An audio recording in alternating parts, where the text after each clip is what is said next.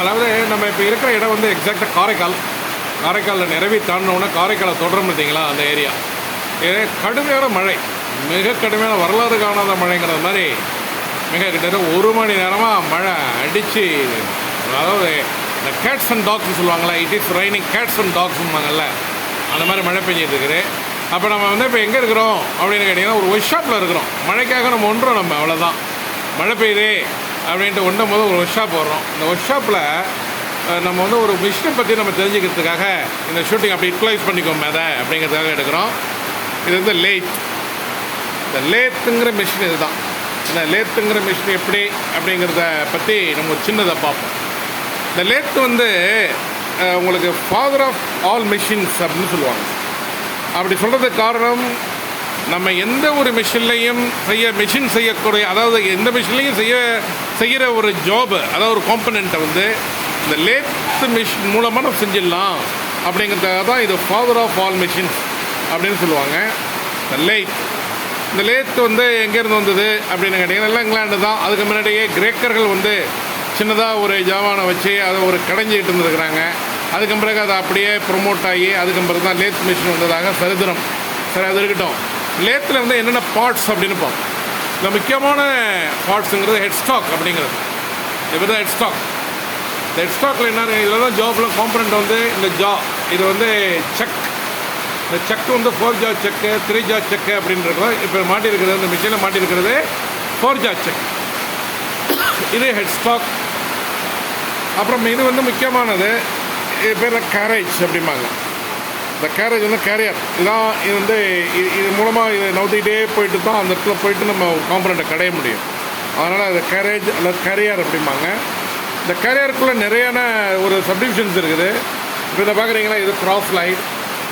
அப்புறம் இதெல்லாம் பார்க்குறீங்களா, இது வந்து காம்பவுண்ட் ரெஸ்ட் அப்படின்னா, இது பேர் காம்பவுண்ட் ரெஸ்ட். ஆமாம், இது பேர் வந்து கிராஸ் லைன் அப்படிம்பாங்க. இது பேர் கிராஸ் லைன். அப்புறம் இந்த இருக்குல்ல, இது வந்து இதுக்கு முக்கியமானது டெயில் ஸ்டாக் அப்படிங்கிறது. அதாவது எப்படி ஒரு லேத்துக்கு ஹெட் ஸ்டாக் அப்படின்னு இருக்கோ, இது பேர் ஹெட் ஸ்டாக். அதே மாதிரி அந்த டெயில் பக்கம் இருக்கிறது வந்து டெயில் ஸ்டாக் அப்படிங்கிறது. இது எதுக்கு இந்த டெயில் ஸ்டாக் அப்படின்னு கேட்டிங்கன்னா, இப்போ வந்து ஒரு பெரிய லாங்கான ஜாப், ஒரு லெங்க்தி ஜாப் இருக்குன்னு வச்சுங்க, அந்த ஹெட் ஸ்டாக்கில் வந்து பிடிச்சிட்டு இந்த டெயில் ஸ்டாக்கில் வந்து ஒரு சென்டர் ஒன்று போடுவாங்க. சென்டரை போட்டு சப்போர்ட் நிற்கும். அது ஒரு சப்போர்ட் இருக்கும். இப்போ மிஷின் எதுவும் பண்ணிகிட்டு இல்லை. இப்போ மிஷினிங் பண்ணிட்டு இருந்தாங்கன்னா நம்ம எடுக்கலாம். அது இது இந்த டூல் இது இன்னொன்று முக்கியமானது டூல் போஸ்ட். இதில் தான் நீங்கள் கட்டிங் டூலை வந்து செட் பண்ணணும். இந்த கட்டிங் டூலை செட் பண்ணி அந்த ஜாப் இருக்குல்ல, அந்த ஹெட் ஸ்டாக்லேயும் இந்த டெயில் ஸ்டாக்லேயும் அது சமயத்தில் டெயில் ஸ்டாக் சப்போர்ட்டில் இருந்து தான் நீங்கள் ஜாபை கடையணும் அப்படின்னு கிடையாது.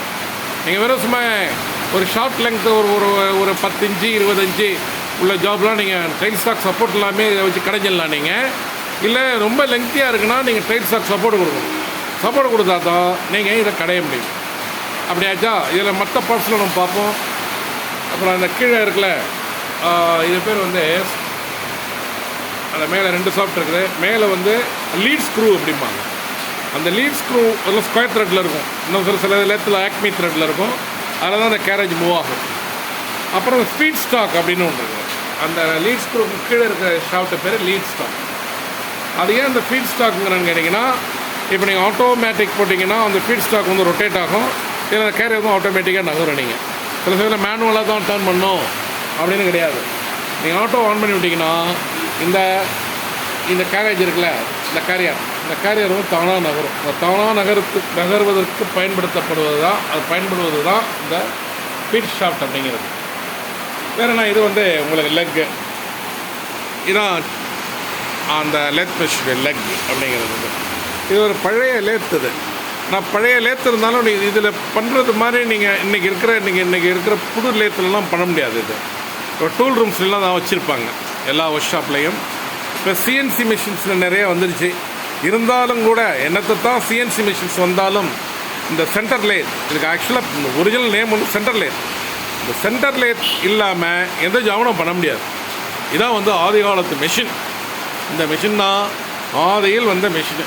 என்ஜினியரிங் ஃபீல்டுலேயே மிக முக்கியமான machine, father of all machines அப்படிங்கிறது இந்த லேத் தான்.